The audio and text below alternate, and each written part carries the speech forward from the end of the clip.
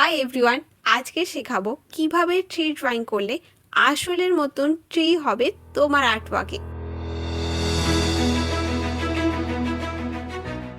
ছোট থেকে ট্রি আঁকা মানে জানি দুটো উল্টো শিক, তার উপর 4-5টা গোল গোল করে দিলে ট্রি আমাদের কমপ্লিট। অ্যাকচুয়ালি এতটাও ইজি হয় না ট্রি ড্রয়িং করা। ট্রি এর অর্গানিক ন্যাচারাল শেপস আছে, যেমন নর্মাল মানুষের যেমন আলাদা আলাদা শেপস হয়। দেখো, সবার কি শেপস একই না? তো আমার মুখের শেপস আলাদা, আমার মায়ের মুখের শেপস আলাদা, আমার বাবার মুখের শেপস আলাদা। তো সেরকমই গাছেদেরও। ট্রি ড্রয়িং শুরু করার আগে পেন্সিলটা শার্প করে নেব। এইভাবে শার্প করলে পেন্সিলের লিড বড় হয়ে থাকবে, যার সাহায্যে স্কেচিং করার সময় ফ্রিলি হাত মুভ করে করে ড্রয়িং করতে পারবে। পেন্সিল শেডিং করতেও সুবিধা হয় এই বড় লিডসের কারণে। ওভারঅল স্মুথলি স্পিডের সাথে কাজ করা যায়। ফার্স্টে আমরা শুরু করব গাছের গুঁড়ি দিয়ে। নর্মালি গাছের গুঁড়ি আঁকার সময় নিচের দিকটা মোটা আর উপর পোর্শনটা শুরু হয়, যত উঁচুতে যাবে তত সরু হতে থাকবে। তবে কিছু কিছু ক্ষেত্রে হয় না, যেমন যদি গাছের ওপর থেকে ফটো তোলা হয় তাহলে ওপর পোর্শনটা বড় লাগে আর নিচের পোর্শনটা সরু লাগে। কিছু কিছু গাছ আছে আবার নিচের পোর্শনটা সরু, ওপর পোর্শনটা মোটা হয়, এরকম। তবে ন্যাচারালি বেশিরভাগ গাছ নিচের দিকটা মোটা আর উপর পোর্শনটা সরু হয়। তো তোমরাও যখন গাছের ডাল ড্রয়িং করবে তখন এই পয়েন্টটা মনে রেখে বানাবে।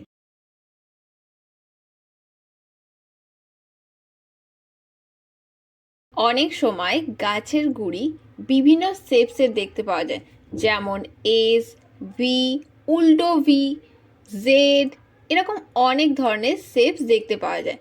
যেমন আমি একটা রেফারেন্স ফটো নিয়েছি, এখানে দেখো উল্টো ভি, তারপর অরিজিনাল ভি, এরকম শেপস রয়েছে। তো সেই সময় আমাদের করতে হবে কি, ফার্স্ট একটা রেফারেন্স ফটো নিতে হবে, সেটা দেখে ডাইরেক্ট একবারে লাইন টানার চেষ্টা করবে। যেমন দেখতে পাচ্ছ যে আমি একবারে লাইন টানলাম, ঠিক আছে? বারবার ব্রেক দেবে না, একবারে টানবে, একবারে পুরো লাইনটা টেনে নেবে, বারবার ব্রেক দেবে না। এতে আমাদের হাতের যে ফ্রিনেস সেটা কমে যায়। আমরা একবারে লাইন টানলে আমরা ফ্রিলি ওয়ার্ক করতে পারি, আমাদের হাতে স্পিড আসে। হয়তো প্রথম প্রথম কারেক্ট হবে না, কিন্তু ধীরে ধীরে আমাদের প্র্যাকটিসের সাথে সাথে এই লাইনের স্মুথনেস, হাতের ফ্রিনেস চলে আসবে।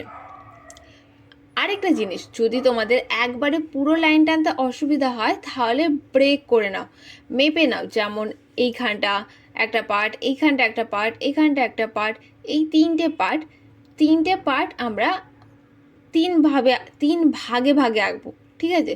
ফার্স্ট এইটুকুনি আঁকলাম, তারপরে এইটুকুনি আঁকলাম, তারপরে এইটুকুনি আঁকলাম। কিন্তু ওখানে যে রাউন্ডটা যেন রাউন্ডই থাকে, ওই রাউন্ডের মাঝখানে যেন কোনো ব্রেক না থাকে, ঠিক আছে? তো প্রথম একটু ভুল হবে, কিন্তু প্র্যাকটিসের সাথে সাথে এগুলো সব ইজি হয়ে যাবে। এই গেল ফার্স্ট পার্ট। এবার আসি, যখন আমরা কমপ্লিট ট্রি ড্রয়িং করতে যাব তখন আমাদের কি কি করতে হবে, তার জন্য কিছু স্টেজ ফলো করতে হবে। ফার্স্ট স্টেজ, আমরা কিছু রেফারেন্স ফটো নেব, এর মধ্যে থেকে একটা সিলেক্ট করলাম। এবার এই ট্রিটার শেপস ফার্স্টে নজর দিতে হবে যে কোন শেপসে রয়েছে। যেমন এই গাছটা একটা সার্কেল শেপসে আছে,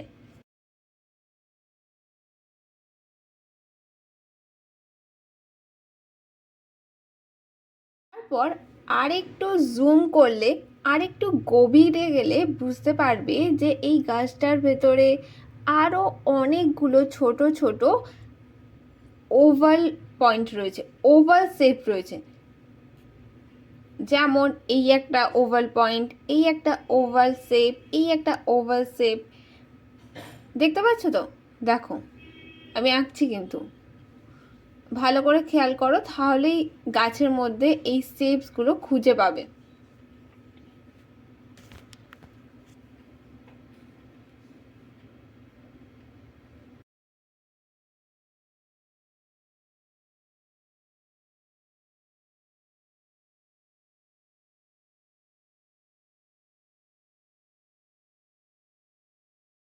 এই যে সার্কেলটা, এই সার্কেলটা হলো ওভারঅল বেসিক শেপস, যার ভেতরে সব কিছু আসবে।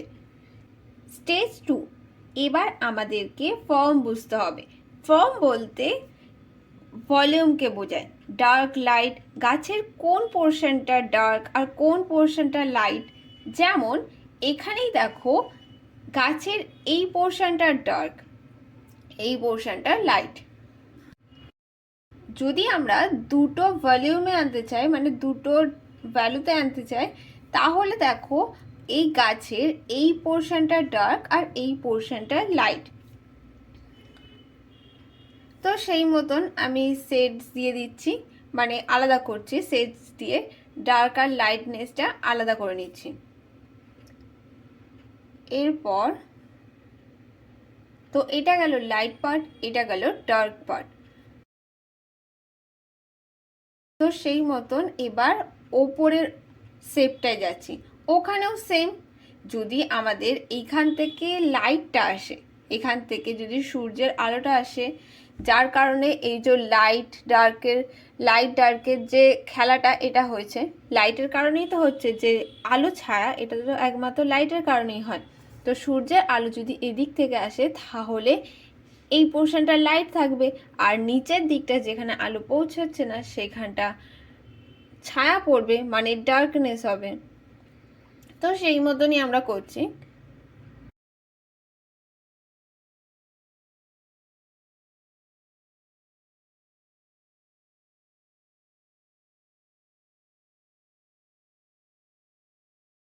এবার দেখো আরেকটা জিনিস যেটা দেখে আমরা কনফিউজ হয়ে যাই, গাছের ডার্ক লাইট বুঝতে অনেক অসুবিধা হয়। এখানটা ডার্ক, এখানটা লাইট, এখানটা ডার্ক, এখানটা লাইট, মনে হয় তো যে এতগুলো ডার্ক লাইট আমাদের বুঝতে খুবই অসুবিধা হয়। এরকম সময় করতে হবে কি, ফটোটা দূর থেকে দেখবে, বুঝতে পেরে যাবে। জুম করলে হয় কি, আমাদের ওপরটা ডার্ক নিচেটা লাইট, ওপরটা ডার্ক নিচেটা লাইট লাগছে তো, কিন্তু যখনই সেই জিনিসটা ছোট হয়ে যাবে তখন তুমি দূর থেকে ডার্ক লাইট বুঝতে পারবে। সেটা তুমি রিয়েল লাইফে দেখো বা কোনো ফটো কপিতে দেখো, তো ছোট করে দেখলে তুমি সেটা বুঝতে পারবে, মানে দূর থেকে দেখলে বুঝতে পারবে। যত জুম করতে হবে তত ডিটেলের দিকে নজর যাবে। এবার আরেকটা ফটো দেখো, এখানে দেখো লাইটটা পেছন থেকে আসার কারণে গাছটা পুরো ডার্ক হয়ে গেছে, পুরোটাই ডার্ক, মানে পুরো ছাওয়ার পোর্শনটাই আমাদের সামনে রয়েছে। তো এই সময় আমরা করব কি, কালার পার্টে আলাদা হবে, কিন্তু যখন পেন্সিল সেট করব তখন আমাদেরকে নিজে থেকে ডার্ক লাইট পোর্শনটাকে আলাদা করতে হবে ভেবে ভেবে। যেমন আমি এখানে দেখলাম যে যে কালারটা আছে তার মধ্যে যদি আমি ডার্ক লাইট বোঝার চেষ্টা করি, তাহলে ওপর পোর্শনটা লাইট আর নিচের পোর্শনটা ডার্ক। প্র্যাকটিস করার সময় তুমি এইভাবেই প্র্যাকটিস করবে, আর কালারিং এর ক্ষেত্রে আলাদা হবে, সেটা আমি কালার পার্টে তোমাদের বুঝিয়ে দেবো। কিন্তু যেটা বললাম, যখনই দেখবে গাছটা পুরো ডার্কনেস লাগছে, তখন পুরোটা ডার্ক করে কোনো লাভ নেই, তখন নিজে অবজার্ভ করবে যে এর মধ্যে কোনটা ডার্ক পোর্শন কোনটা লাইট পোর্শন, যেমন ওপরটা লাইট নিচেটা ডার্ক। ওকে, তাহলে চলো আবার ফার্স্ট ড্রয়িংটায় চলে আসি, যেটা দিয়ে আমরা শুরু করেছিলাম। এবার আসবে স্টেজ 3, যেখানে আমরা পাতার টেক্সচার, যেটা নিজের মতন করে বানিয়ে নিতে পারবে। কিছুটা তোমরা রেফারেন্স ফটো দেখেও করার চেষ্টা করতে পারো, তবে তোমরা নিজের মতন করে শেপস গুলো দেবে। ওগুলো তো তোমরা করতে পারবেই, ইজিলি করতে পারবে, এগুলো তো তোমরা সবাই পারবো। কয়েকদিন প্র্যাকটিস করলেই আস্তে আস্তে তোমরা এই টেক্সচার দেওয়ার পার্টটা শিখে যাবে। অবশ্যই রেফারেন্স ফটোটা কিন্তু আসল গাছ নেবে, ওই নকল সেই কার্টুনের থাকে পেছনে ব্যাকগ্রাউন্ডে গাছ, ওই গাছ না, রেফারেন্স যে আসল গাছের ফটো নেবে, পারলে নিজে ছবি ফটো তুলে নিতে পারো। তো মেইন বিষয় হচ্ছে যে টেক্সচারটা তুমি নিজের মতন দিতে পারো। চাইলে তুমি রেফারেন্স ফটোর দেখেও তুমি ওই শেপসগুলো, যেমন এখানটা একটু কমলো, এখানটা একটু বাড়বে, এখানটা একটু বেঁকছে, এখান দিয়ে কিছু কিছু কিছু কিছু পাতা বেরোচ্ছে, এইগুলো তোমরা ফলো করতে পারো। তাহলে কি ড্রয়িং করার সময় তুমি তখন তার তোমার কোনো কপি দেখে, কোনো ড্রয়িং কপি দেখে তো ড্রয়িং করবে না, তখন তুমি নিজে নিজে ভেবে ভেবে নিজের মতন করে শেপস বানিয়ে নিতে পারবে। এরপর যদি মনে হয় যে আরো কিছু কিছু জায়গায় গাছের ছাওয়া পড়তে পারে, তো সেই জায়গায় শ্যাডোজ গুলো দিয়ে দেবে, যেমন আমি দিয়ে নিচ্ছি। আর শ্যাডোজের ডার্কনেস যদি মনে হয় আর একটু বাড়াতে চাও তো বাড়িয়ে নিতে পারবে।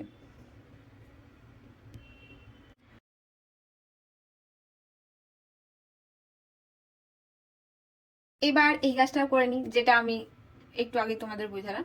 এই গাছটারও টেক্সচার দিয়ে নিই নিজের মতন করে, অবশ্যই নিজের মতন করেই সবাই, মানে পাতাটা এরকম বেঁকেছে তো এইভাবেই বেঁকাতে হবে, এইভাবে আছে তো এইভাবে না, নিজের মতন করেই বানাবে। হ্যাঁ, রেফারেন্স ফটো দেখে তুমি কিছুটা নিতে পারো, তাই বলে পুরো সেম টু সেম হচ্ছে না আমি আর করবো না, না, নিজের মতন বানাবে। বারবার বলছি, নিজের মতো করে টেক্সচার দিতেই পারো। এটা ছিল একটা গাছের শেপ, অন্যান্য শেপসেও বানিয়ে দেখায়, দেখতে থাকো। আর শুধুমাত্র দেখে গেলে হবে না, তার সাথে সাথে অ্যাপ্লাই করতে থাকো, তবেই রেজাল্ট দেখতে পাবে। তোমরা কাজ করতে পারো, এই ভিডিওটার সাথে সাথে তোমরা খাতায় প্র্যাকটিস করতে পারো। আমি এই পার্টটা রিয়েল টাইমে দিয়েছি, তো এই স্পিডের সাথে তোমরা আশা করছি ম্যাচ করাতে পারবে, তো তোমরা আমার সাথে প্র্যাকটিস করতে পারো। তো চলো।